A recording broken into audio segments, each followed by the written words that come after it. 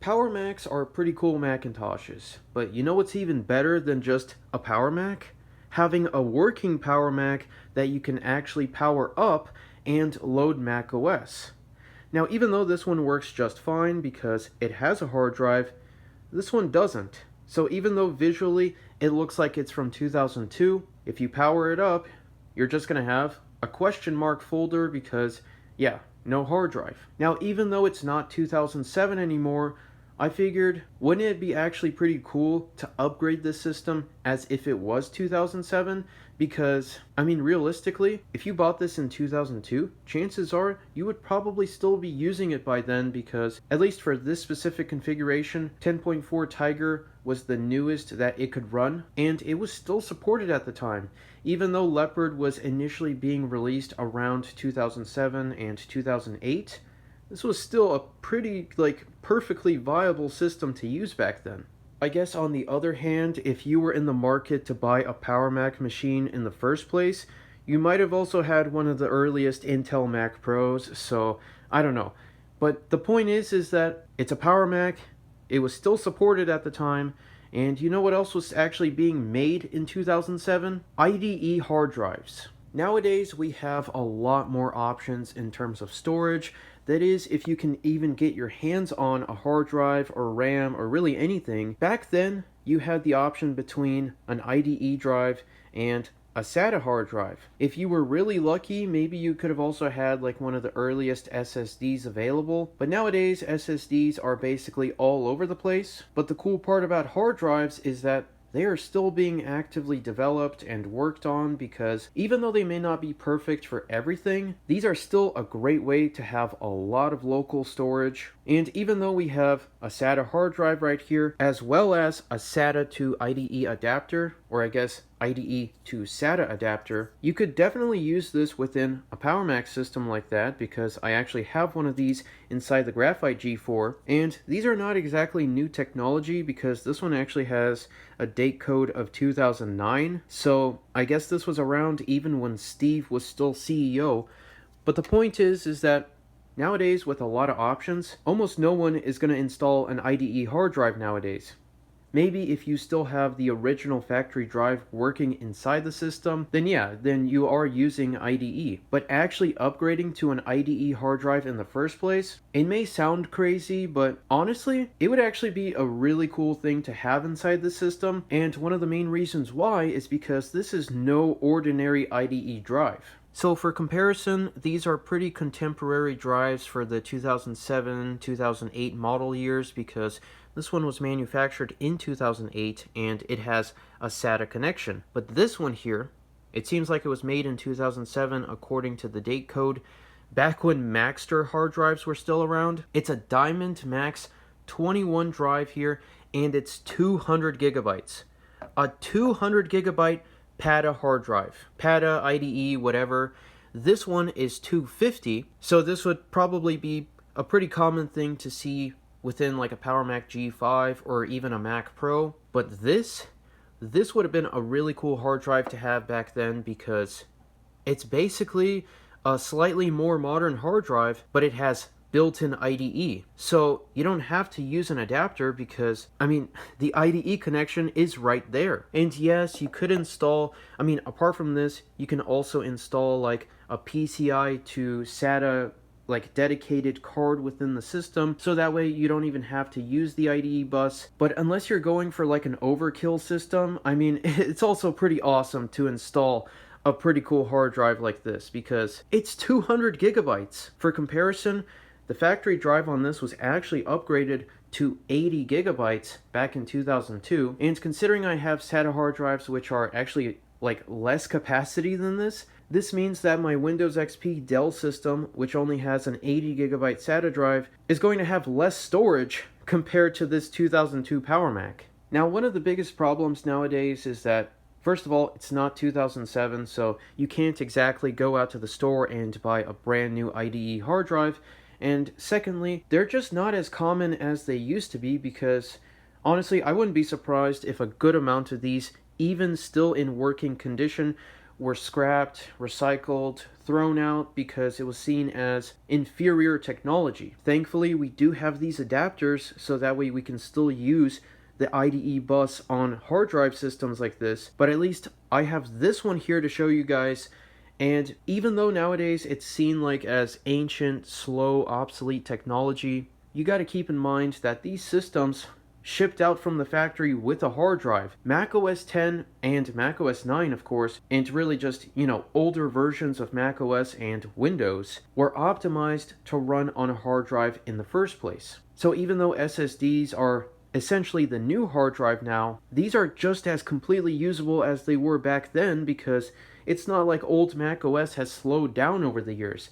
It's just as fast as ever. I mean, it's a 2002 Power Mac, and yet there is still a lot that can be done with a system like this. So instead of just talking about the 2007 experience, at least now we have like a slightly more high definition equivalent of those old YouTube videos of upgrading a Power Mac. So let's get this system out from under the desk, open it up in like 2 seconds, and install this awesome hard drive, so that way we can finally make use of this cool Power Mac. This feature of the Power Mac G3 and G4 case design honestly never gets old, because all you have to do is just open it up. What's also really cool about this hard drive is that it specifies information for different operating systems, and even though it's a newer hard drive, it still has Windows XP 2000, ME or 98, and Macintosh at the end, because even though 2007 was a bit newer for a hard drive like this, Windows Vista was just getting released. So, yeah.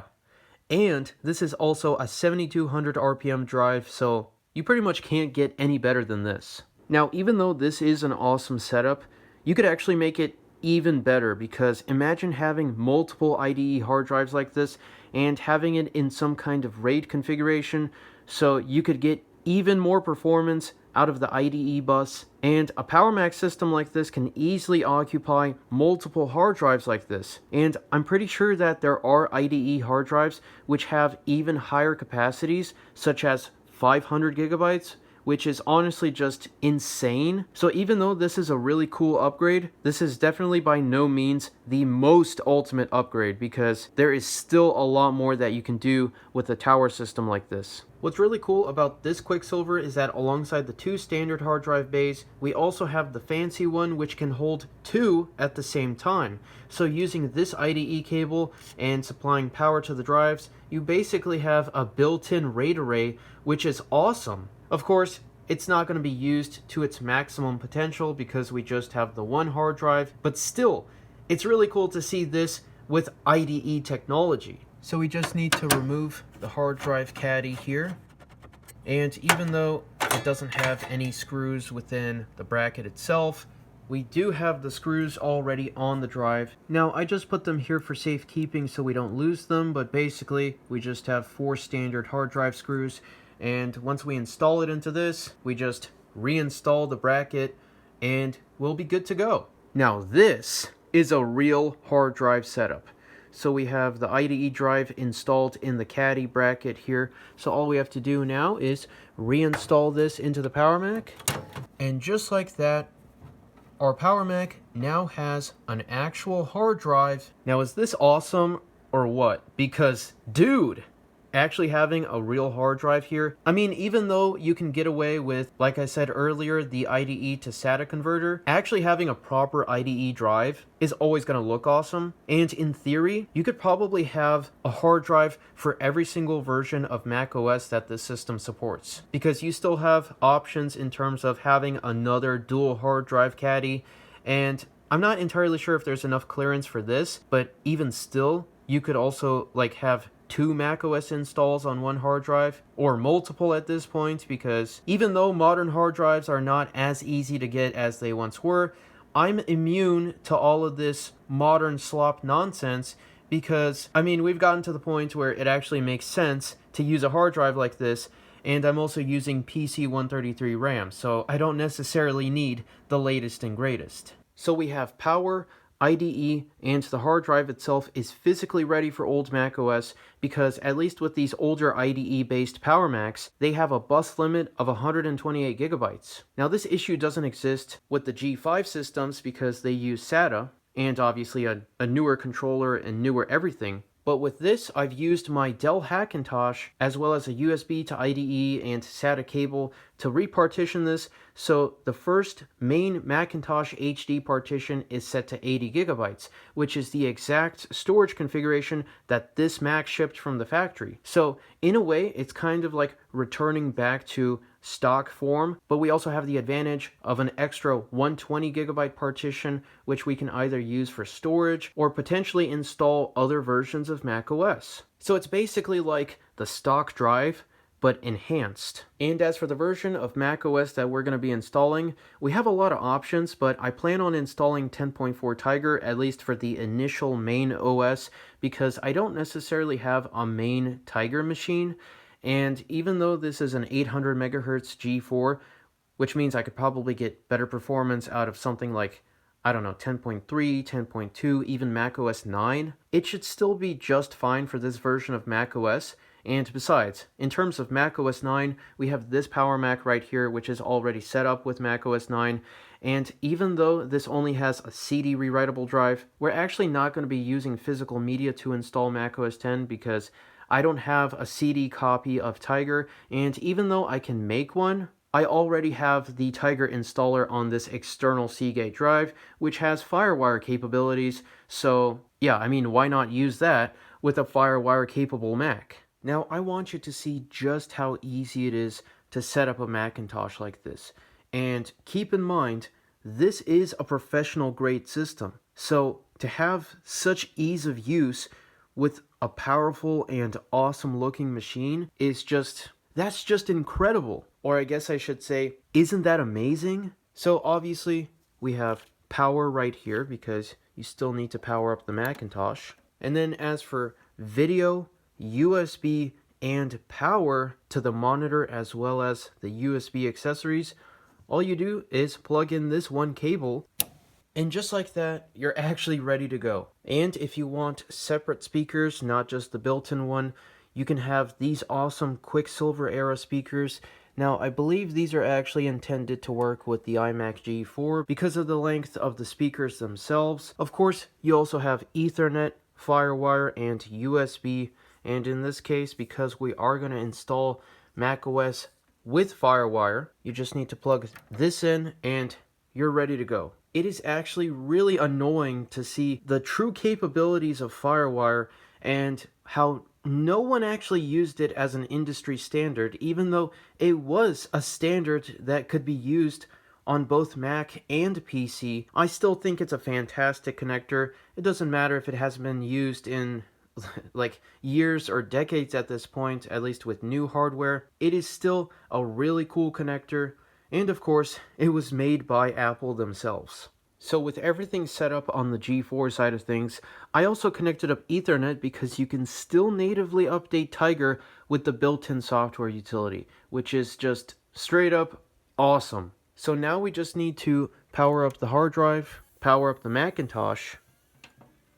Okay, this is a certified Steve Jobs keynote fail moment because as soon as I explained how awesome FireWire is, the Power Mac doesn't want to detect the hard drive, but when I tried it with USB, it automatically detected the macOS install. So yeah, I guess this is just gonna happen because it's on camera now, but with the keynotes, it's not like you can really have everything under control, so I guess we're just gonna have to use USB for now. And of course, USB is now going to make me look like a fool because now it's not even loading that. So I reconnected FireWire as well as USB, and I honestly don't know which connection it's using right now, but we do have an Apple logo, so I guess we'll just have to see within like disk utility which one it's currently using. This is a certified Steve Jobs keynote fail. Wait a second. I also have macOS Leopard on this hard drive. It's right before the initial like setup screen. I thought this Mac wasn't able to run Leopard, and Mac Tracker says that the 800 megahertz shouldn't be able to run Leopard. Like that's something. It's not even a slideshow, it's not moving. What is going on? So to make sure that I'm not going crazy here, I opened up Mac Tracker on my Hackintosh, and yeah, macOS 10, 10.4.11, that is something that, like, that's the highest that the 800 megahertz version can run. Leopard was for the 933 and up. Now technically, if you have the educational edition, this one was only featured with an 867 megahertz PowerPC CPU, but it could also run 10.5.8 Leopard. So what? I think the only reason why it even started in the first place is because the macOS install is on the external hard drive itself. So it's not just like an installer DVD, it's like the actual ready to go installer. There we go. Now we finally actually have a proper boot menu here, and instead of choosing a technically unsupported version, now we can select our, I guess it has to be with the mouse. Now we can select Tiger here and continue as if nothing ever happened. So with macOS Perfection here, all we have to do is continue with the Aqua theme and install macOS.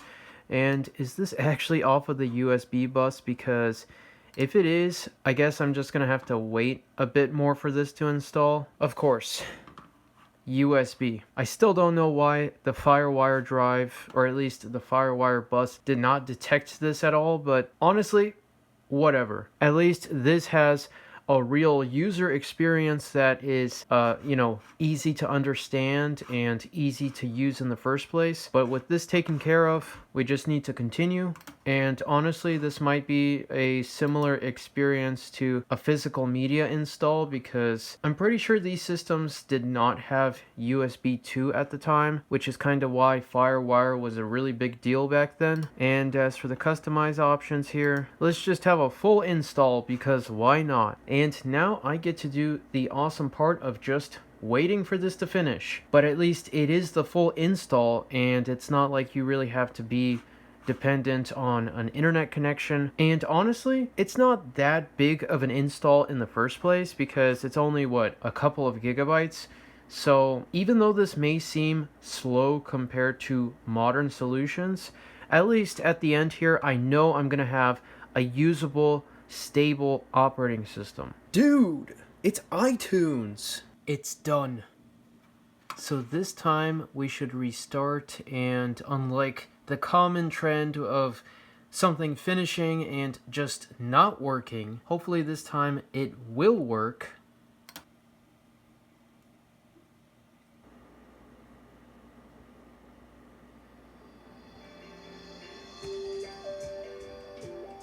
Now this is just straight up awesome, because it's the macOS Tiger intro video.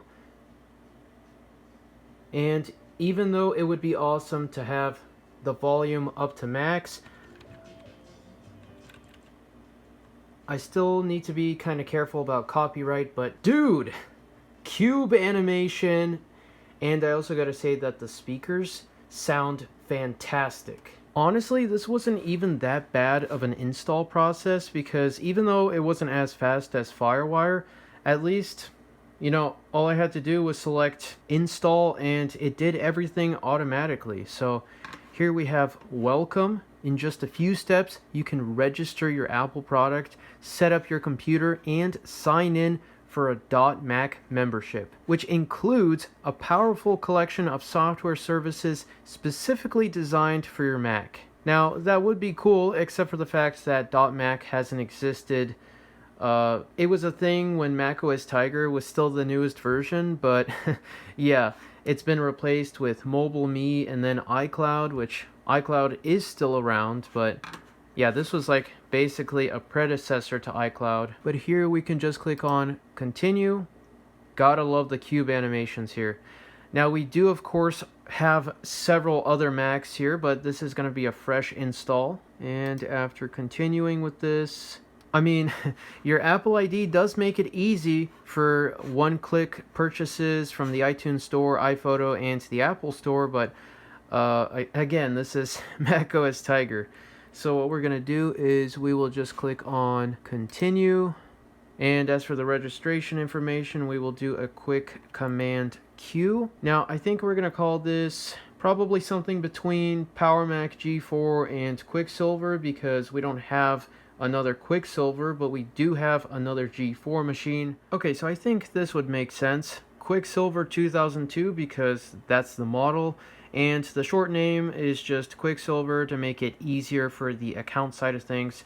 And in case we don't want the 2002 part, that's just the name on the user account, so we can always remove that in the future. And also, QuickSilver just sounds awesome. And of course, with any older version of macOS 10, enjoy your Apple computer. And yeah, register, I guess, but that's whatever. And just like that, we now have the wonderful Tiger Aqua interface ready to go, brushed aluminum and all. It doesn't get any better than this. And if we go to the network tab here, we have the Optiplex Lion server. So it is detecting the other systems on the network, which is awesome. And software update automatically shows up here because, like I said, it still works with Tiger. And if we go into About This Mac, this is version 10.4.6. So here we have our 800 megahertz Power PC G4 processor, 512 megabytes of SD RAM,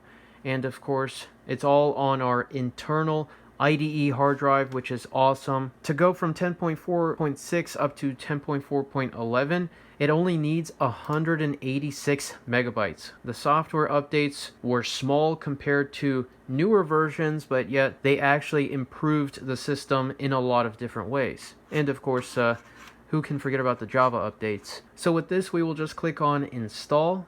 I will remove the external hard drive, and there's probably going to be even more updates, but I'll do most of them off camera because, well, you just have to wait for it to download and install. It is still an update after all, but the difference here is that it's the Aqua interface. Now, is this awesome or what? Because even though it is a software update, it just goes so well with the Aqua interface, and it's not just something that takes over the entire display. Like, it's just a small window, and of course it needs to restart because of the combined update here, but still, it's not distracting you, it's just working in the background, and you're still free to use your Mac.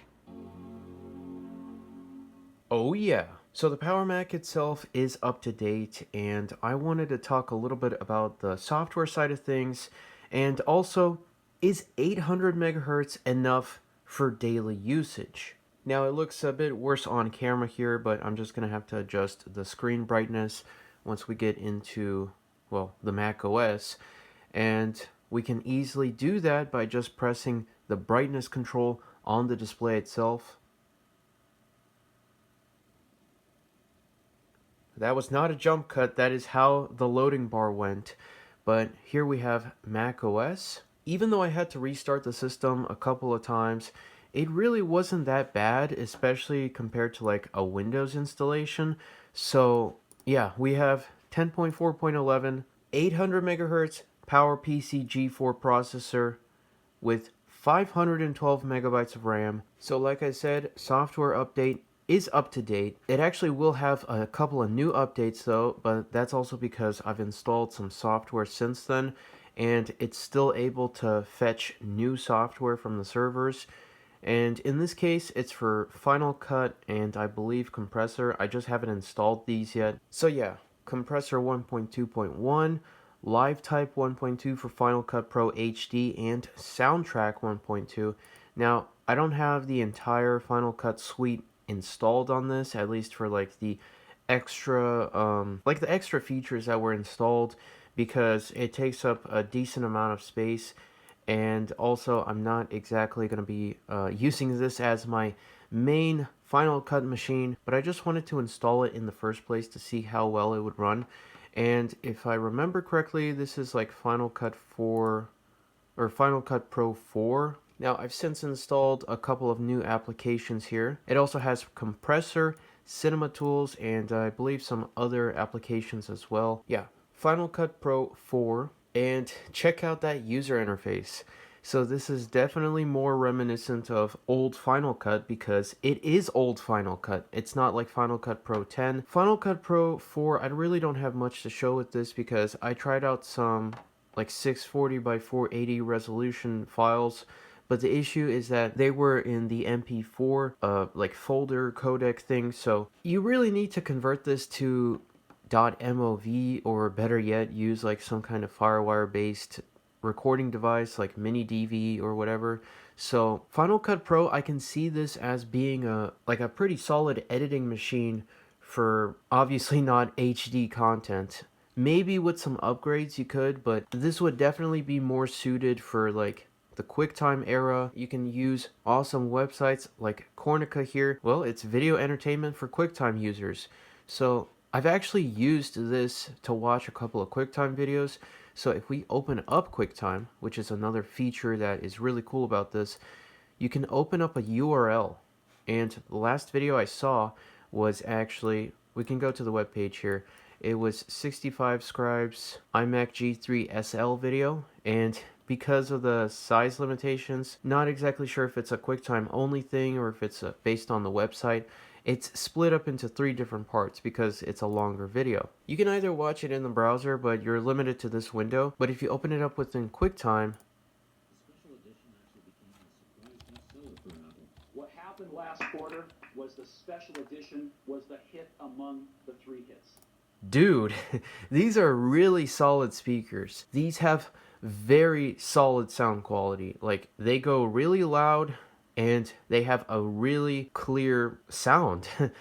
I don't know what else to say. They're just really good speakers. So QuickTime itself, we can fast forward, we can go back. Okay, maybe they took it a little too far. Yeah, I mean, if it's like something within the same time period, it's going to be fantastic. So QuickTime works great. So you do have options for video playback. I guess one of the most obvious things to get out of the way is web browsing. So 800 megahertz, if you're using, I mean, you just saw it, old Safari, if you're using this, it's a very fast, good experience here. Modern web browsing, on the other hand, it's possible, but you shouldn't really have like super high expectations from this, because to be fair, it is only like we only have half a gigabyte of RAM within the system. So that could be a factor in terms of how fast it loads a web page. PowerFox will open, and it's really awesome to see this browser. I just think that it would be better suited for an even higher end G4, or potentially, obviously, like the G5 systems. But this also does work with early Intel as well, so it's awesome, right? A new web browser for old Firefox, or I mean, it is Firefox essentially, but it's an old web browser for old macOS, and as you can see, we are at 100% CPU utilization here, and yeah, it'll load, like it will display modern web pages, but don't expect it to be a fast experience. Honestly, it would probably be faster if you VNC to like a slightly newer Mac, say like something with macOS Lion, obviously like an Intel era machine, and use like a newer web browser, which does exist for those versions of macOS as well. Now, I did try opening up a YouTube video just to see how well it would work, and again, you would have a way more pleasant experience if you're using QuickTime on this machine. The nice part about having multiple old Mac systems or Hackintoshes or whatever is that, or even like a Windows XP machine, even though like it's an ancient operating system, the nice part about having multiple old systems is that you can use them to work with one another instead of just prioritizing one versus the other. And I even installed this is like V3 YouTube or whatever, to see if this older style of video format would work better. Not really. We also do have H.264ify, although I doubt that this would really help, but it is like a custom version for PowerFox. So it did actually load, but the issue I had last time is that it would play for a couple of seconds and then it would just stop. Like in Activity Monitor here, it is 100% CPU utilization here. Yeah, this entire thing is green. We're definitely pushing the G4 chipset, basically do more of what it was intended to really do back in the day. Okay, it played for a couple of seconds and it just stopped. It's trying, it really is. It's actually going farther than, oh, yeah, there it is. an error occurred, please try again later. So this is the issue I had with YouTube. So if you were wondering, there you have it. It's just going to be a better experience to use older Safari, use websites that are intended to work well with an old Macintosh. Now we do also have Aquafox, but it's basically like a similar situation. It uses like the 10.4 Fox style of Firefox essentially. So it's not as up to date as compared to PowerFox, but it does still have like security patches and things like that. It does work, and you may have a bit more luck with older websites on this, or at least like the mobile versions. But I'm sure that things can change, and like PowerFox itself is still a relatively new application as of when I'm recording this. So I wouldn't be surprised if there's even more attempts for optimization, but we're still going to be limited by the fact that it's an 800 megahertz G4, and it's also running Tiger. I'm sure this would be a really fast machine if it was on 10.2, 10.1, like I said earlier. The nice part about this is that it's actually forced me to use mainly Tiger. I don't remember using Tiger for as long as I have, and it's made me see, first of all, the G5 systems are actually really fast for old PowerPC. And secondly, Tiger itself, like, it does run well. It works on this machine. You're still going to have a way better experience if you use software that was around when these systems were brand new. But the cool thing about this is that we can now play Half-Life on PowerPC.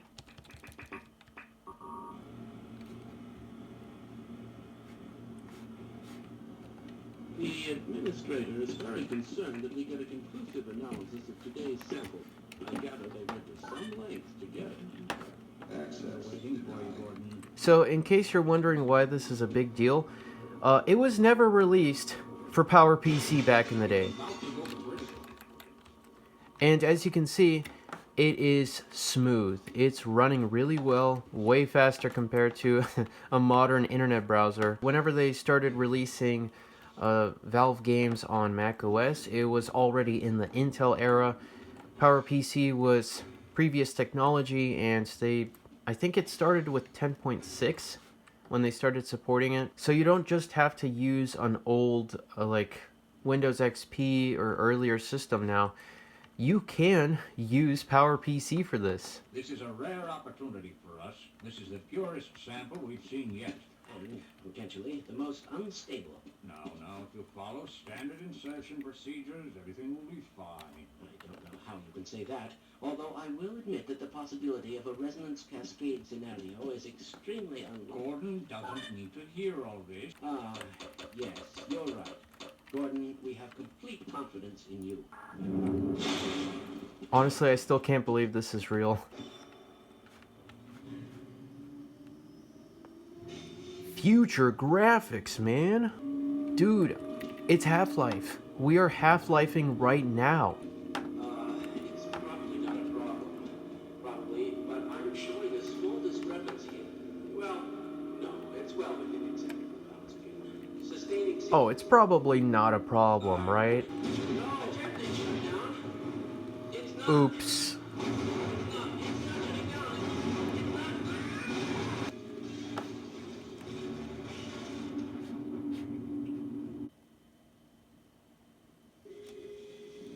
Unforeseen consequences. Oops.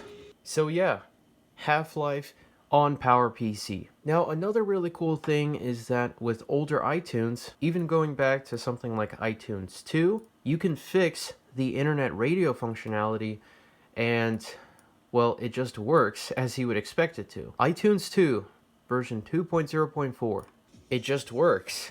So this software is as old as this computer, and it still works. But of course, you're not limited to just iTunes 2. You can use basically any version of iTunes. You can use iTunes 6, which is this version right here. iTunes 6.0.5, and the radio works on this also. I was looking at Macintosh Garden for a little while, seeing what applications we do have. Apparently there's this, which is called Overflow, and I think it's just to basically have shortcuts. It's kind of acting weird because I have two different versions here. Yeah, and apparently there's an application called pizza cooker. It's just a timer, but if you are using your Mac and you want to make sure you don't forget about, something that's cooking, I guess it doesn't have to be pizza, but the fact that it is a pizza is hilarious. Hey, your pizza's ready. Now stop coding and go to eat. Oh, also, this will be graphics in 2005. So this is kind of like, it's like an early version of Turbo Dismount.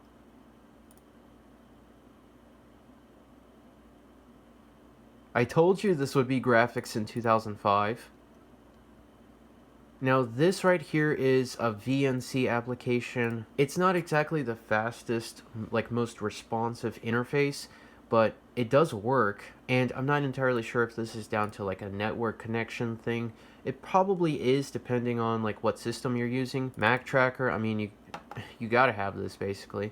This is the last version to run on Tiger, and I believe it's from like 2010, if not 2011. A new version is available. So we have 5.3, 7.4 is available, which is also pretty ancient. Requires macOS Lion or later. So yeah, let's just remind me later. iPad only has the first ever iPad. iPhone has the iPhone 4, and the newest iPod here is the iPod Touch 4th generation and the iPod Nano 6th generation. So I guess you could say this is also like the Steve Jobs era of Apple as well, because it's not getting any newer, right? So it's still nice to have for the older iPods, Macs, whatever. Now this application it's very simple, but all it does is it zooms in on where your mouse pointer is pointing, and it'll also tell you the color combination.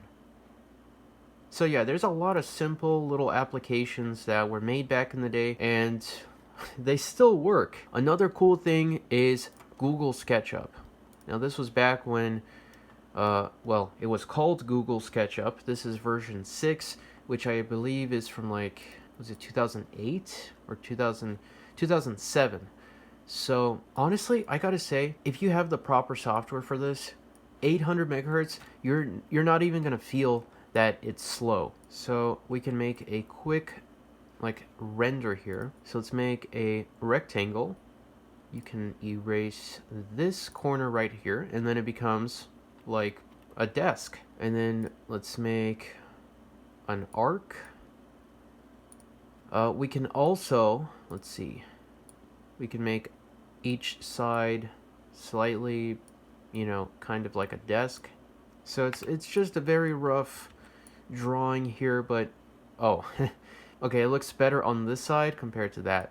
Now if we do a undo action here, now I know like the basics about Google SketchUp, but I really haven't used it too much. But let's see, what else can we add? We can add, I know there's like an entire, actually no, there's like an entire it is called 3D Warehouse still, but if you try to get models within this, you just get a 404 error, because well, this is an ancient version of SketchUp nowadays, but as you can see, it still works just fine. So let's see, this is our Mac desktop, our mock desk setup here, and I guess, let's see, another rectangle. This can be the display. So yeah, there's a lot you can do with this. It's still a very capable piece of CAD software. We're actually using CAD now instead of just cardboard. We have evolved to the future of computer technology. So I think this would definitely be an interesting thing to try out.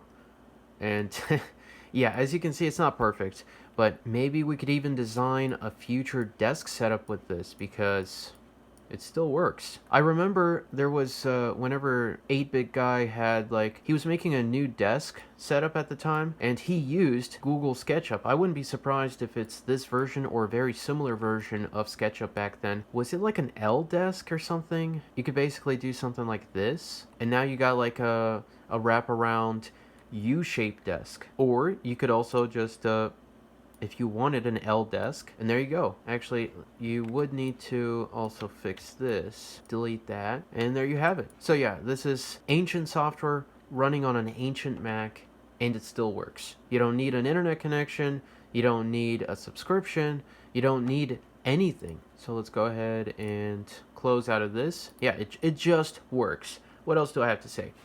So if you have the proper software for this, an 800 megahertz system or something sub gigahertz would run really well. You just have to know how to make use of it and run software that was optimized for it. Oh yeah, it's for Safari. This is basically for like, it's like a bookmark manager type of thing. You can have this like off to the side. But even if some of these apps might seem redundant, again, it was just to see what was available back then. A lot of features were not built into macOS at the time. Oh, and of course, how could I forget about Bryce 3D, or I guess I should say Bryce 6. Now, I tried out Bryce 3D on macOS 9 on the 450 megahertz G4. It's the cool 3D modeling software from the 90s, but this is like a slightly newer version. Anyways, we can render the image, and as you can see, it's rendering it in real time. Again, with 100% CPU utilization. It's a relatively common trend if you're going to be using more intensive applications. So in summary, I basically put this system through its paces to see what it could do, what it can't. And even though there's still a lot that I really have to do with this machine, there's a lot of awesome applications that I have yet to try out. At this point, I'm going to need multiple like upgrades to my Hackintosh server because I'm going to run out of storage if I have like archives of every single application here. But also, I gotta say that it is an IDE hard drive, but for daily usage, you don't really feel it. Like the most noticeable thing was probably the loading times for Half-Life. But apart from that, I mean, it just works. It looks fantastic. The OS is fantastic. The applications are fantastic. You just have to know what really works the best on this, because otherwise you're just going to think it's old and slow if the only thing you do is try to run YouTube on this, which, I mean, it is a system from 2002. Maybe back then when YouTube was newer, it was possible, and I'm sure there's other workarounds to actually stream YouTube on this machine. But if you focus on what this system was really intended to do back in the day, it still does it perfectly. 2010 was one of the last years where there was more PowerPC support to begin with. Basically, the older the software is, the better it's going to run on this. And having macOS Tiger on here has made me appreciate it much more, because up until now, I really haven't used Tiger too much. I'm really glad to see what this system has shown me, because it's made me realize that there's a lot more potential within these PowerPC systems that I have really yet to unlock, mainly just because I really haven't looked that much into it. So forcing myself to essentially have a PowerPC challenge with this machine, even though it's not perfect, it's obviously an ancient Mac, at the end of the day, it's still a really cool system. But I'm also not going to force it to do something that a slightly newer Intel system can do, because why force the PowerPC chipset to throttle at 100% usage the entire time when it can easily run things like QuickTime and older versions of these apps, no problem at all. I mean, it just doesn't make sense. If you have an ancient Intel machine which can still open up a newer web browser such as my Hackintosh systems, like why not just use that? I mean, I also have the Mac Pro 2006 off to the side, only 4 years newer to this, and it is infinitely more, like, it still feels like a fast new system when browsing the web. And keep in mind, this is still kind of like a stock G4 system. There really aren't that many upgrades within this machine, except for the hard drive itself, but it is still IDE, of course. But it basically just goes to show that even those ancient Intel Macs are infinitely more capable compared to a system like this, and a system like this is still completely capable to use in the modern era. It may not be your daily Macintosh unless you also install like an M4 Mini or some kind of Mac Mini in this, so you can have like two machines in one. But overall, it just brings you back to a time when the software was good, the hardware looked awesome, and if it's existed this long, I mean, it'll still work for years to come. Now, you still have to obviously maintain the system. There's bound to be issues if something breaks down over the years, capacitors, things like that. But the point is that as long as you maintain this and also keep it looking awesome, such as in this QuickTime VR file, it's still a rock solid system. I think we're at a good point to wrap up today's video. Now, I know the end here was a bit more rambly, but I just wanted to show you guys a small example of awesome software that still works on an over 20-year-old system. Now, I think in the future, downgrading is definitely a possibility, or at the very least, dual booting this to an older version of OS X, but still, I'm really glad to see what this system has shown me, and honestly, I might actually use SketchUp more often on this.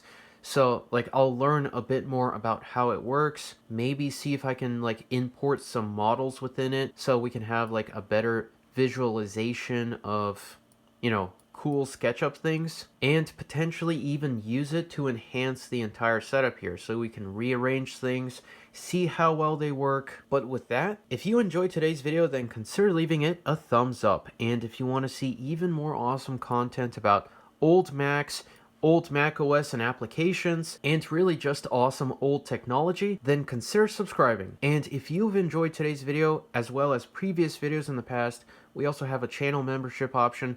It is optional, but it does mean that I'm able to make even more awesome content for you guys. Thank you very much for watching, and as always, I'll see you in the next one.